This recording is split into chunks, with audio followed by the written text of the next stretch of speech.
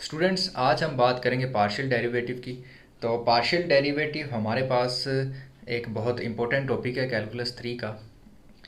और partial derivative असल में क्या चीज़ होती है? पार्शियल डेरिवेटिव जो फंक्शन मल्टी वेरिएबल फंक्शंस होते हैं, जैसे कि z इज इक्वल टू हमारे पास F of x Y T W, ठीक है। ये फंक्शन चार इंडिपेंडेंट वेरिएबल्स पे डिपेंड कर रहा है। तो अगर हम इस फंक्शन का डेरिवेटिव करें बारी बारी हर वेरिएबल के रिस्पेक्ट से अलग-अलग, तो उसको हम कहते हैं partial derivative of this function with respect to X Y T और डब्ल्यू।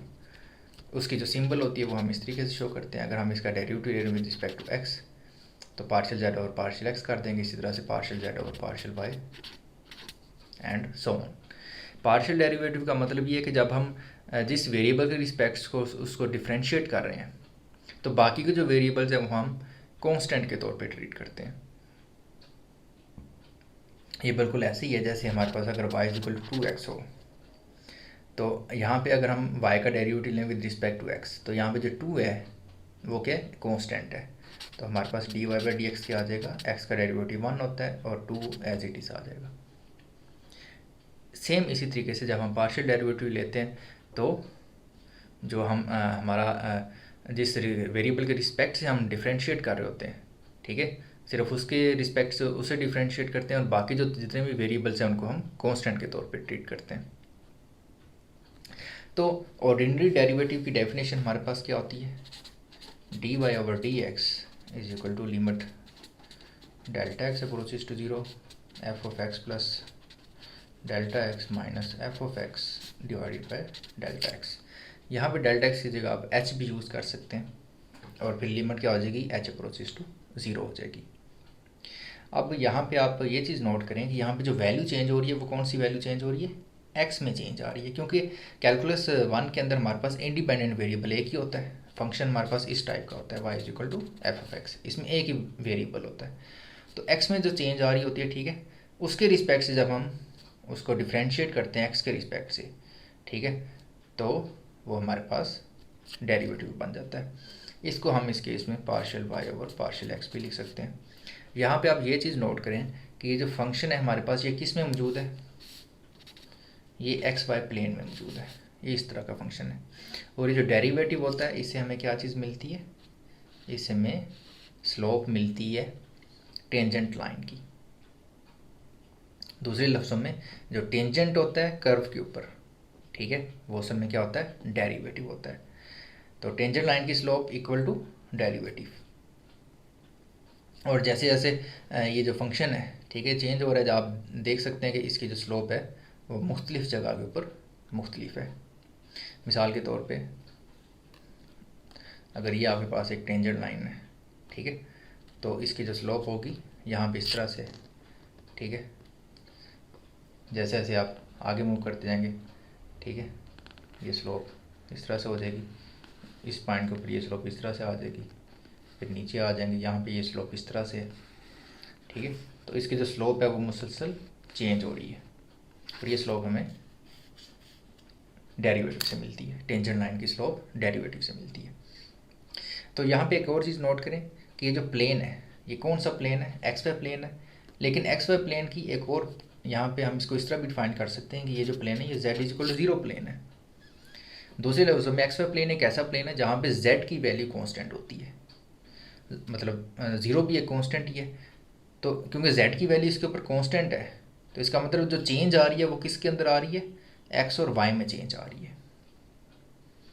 तो इसका मतलब ये हुआ कि जब हम पार्शियल डेरिवेटिव्स की बात करेंगे, मिसाल के तौर पे अगर हमारे पास ये फंक्शन है z is equal to F of x Y, तो जब हम बात करेंगे इसमें हम मिसाल के तौर पे हम इसमें बात करते हैं partial z over partial x की।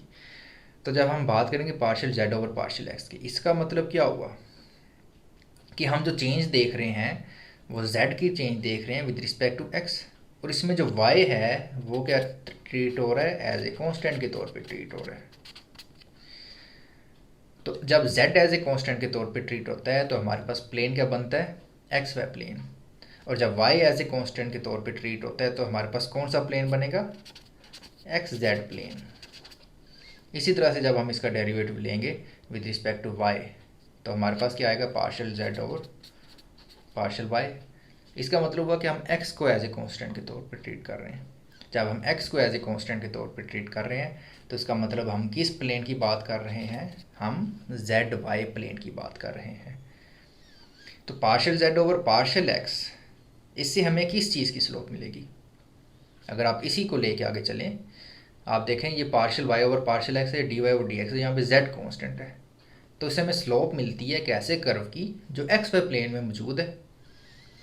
और ये जो प्लेन है ये हमारे पास एक्स वाई प्लेन में ये कर्व मौजूद है, और इस कर्व की जो स्लोप है मोस्टली पॉइंट्स के ऊपर, ठीक है, इस कर्व के ऊपर जो टेंजेंट लाइन है उसकी स्लोप हमें मिलती है। इसी तरह से जब हम पार्शियल z और पार्शियल x करेंगे तो इसका मतलब हम एक ऐसे कर्व की स्लोप फाइंड कर रहे हैं कि वो कर्व किसके अंदर मौजूद है, वो एक्स जेड प्लेन के अंदर मौजूद है, क्योंकि उसमें y क्या है, कांस्टेंट है। एक्स जेड प्लेन के अंदर कर्व के मौजूद होने का मतलब है सिर्फ दो वैल्यूज चेंज हो रही हैं, x की और z की, और उस कर्व की जो एक्स जेड प्लेन के अंदर कर्व मौजूद है उस कर्व की जो टेंजेंट लाइन है उसकी स्लोप हमें देगा partial z over partial x। इसी तरीके से partial z over partial y जब हम ये करेंगे, इसका मतलब ये हुआ कि जो कर्व z y प्लेन में मौजूद है, मतलब x तो कांस्टेंट हो गया ना, तो इसका मतलब हुआ कि जो z y प्लेन में कर्व मौजूद है उस कर्व के ऊपर जो टेंजेंट लाइन है उसकी स्लोप हमें मिलेगी partial z over partial y से। तो इसको हम ज़रा अब इसकी थोड़ी डेफिनेशन देख लेते हैं, इसकी डेफिनेशन क्या बनेगी।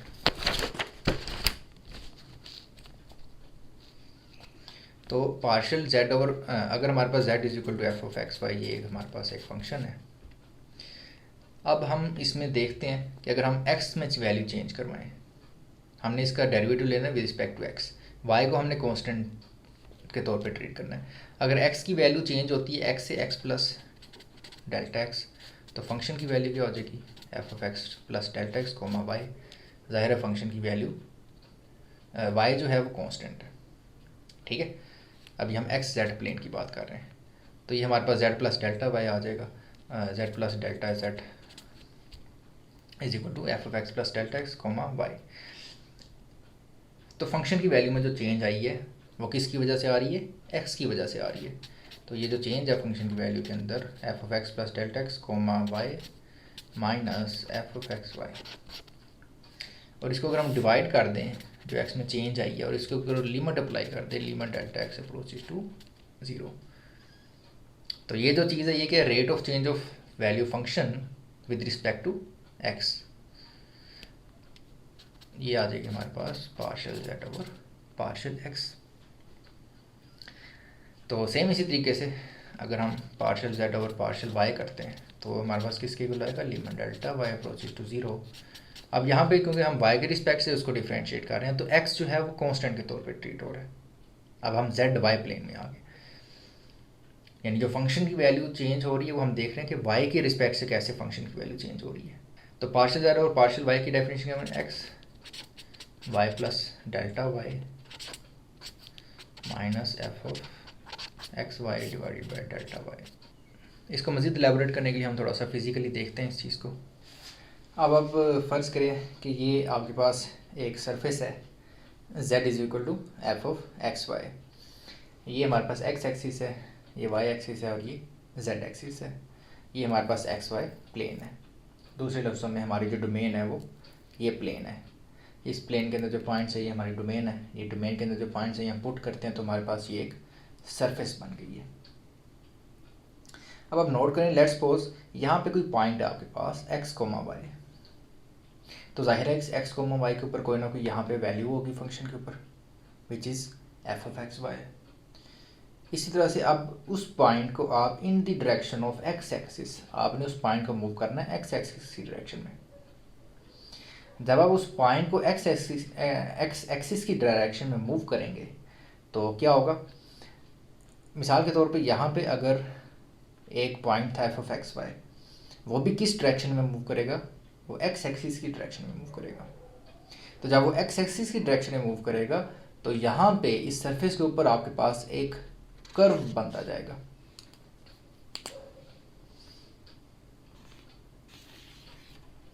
ये कर्व क्या होगा, ये एक्स जेड प्लेन के पैरेलल होगा।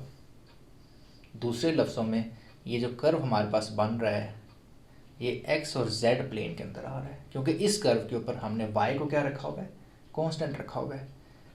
दोबारा से देखें कि यहाँ पे एक पॉइंट था हमारे पास एक्स वाई, उसके ऊपर फंक्शन की वैल्यू आ गई हमारे पास एफ ऑफ एक्स वाई।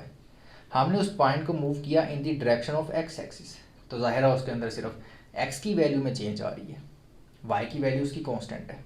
जब उसकी सिर्फ एक्स की वैल्यू में चेंज आ रही है तो इसका मतलब यहाँ पे फंक्शन की वैल्यू तो चेंज होगी, क्योंकि फंक्शन जो है वो एक्स और वाई दोनों पे डिपेंड कर रहा है। तो जब फंक्शन की वैल्यू चेंज होगी, लेकिन फंक्शन की वैल्यू चेंज होगी इन the direction of x axis, तो जब फंक्शन के ऊपर यहाँ से हमारे पास जैसे जैसे हम एक्स एक्सिस की डायरेक्शन में मूव करेंगे, इस तरह से जो फंक्शन की वैल्यूज हैं इन the direction of x axis वो हमारे पास आती जाएंगी, और उसकी वजह से हमारे पास इसे के हम कहते हैं ट्रेस, ठीक है, इसे हम ट्रेस भी कहते हैं। तो हमारे पास एक कर्व बनता जाएगा, और ये कर्व किस में होगा, ये एक्स जेड प्लेन में होगा। आप एक्स जेड प्लेन को आगे भी लेके आ सकते हैं यहाँ पे, या इस कर्व को आप यहाँ पे भी दे सकते, यहाँ पे सपोज कर सकते हैं कि इस तरह से यहाँ पे कर्व मौजूद है, और उस कर्व के ऊपर जो वाई की वैल्यू है वो वाई ही रहेगी। तो जब हम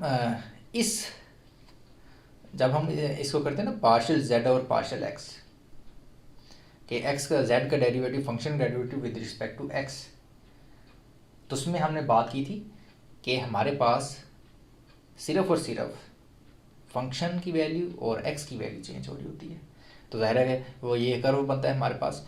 और जब हम पार्शियल जेड और पार्शियल एक्स करते हैं तो जो हमारे पास स्लोप आती है वो इस कर्व की स्लोप आती है मुख्तलिफ पॉइंट्स के ऊपर। यहाँ पे इस कर्व की ये स्लोप बन रही है, यहाँ पे कुछ इस तरह से स्लोप, तो इस कर्व के ऊपर जो टेंजेंट लाइन है उसकी स्लोप हमें मिलेगी partial Z over partial x से, ठीक है। ये कर्व किस में लाई कर रहा है, जेड एक्स प्लेन में लाई कर रहा है। इसी तरह से अब आप सेम पॉइंट को पकड़ें, यहाँ पे सेम पॉइंट एक्स वाई, उसके ऊपर फंक्शन की value f of x y. अब आपने वो पॉइंट मूव करना है in the direction of y axis, मतलब उसमें सिर्फ वाई में चेंज आ रही है, वाई प्लस डेल्टा वाई, तो उसके ऊपर जो फंक्शन की वैल्यू होगी यानी जो फंक्शन में चेंजिंग आएंगी वो भी ज़ाहिर है in the direction of y आएगी।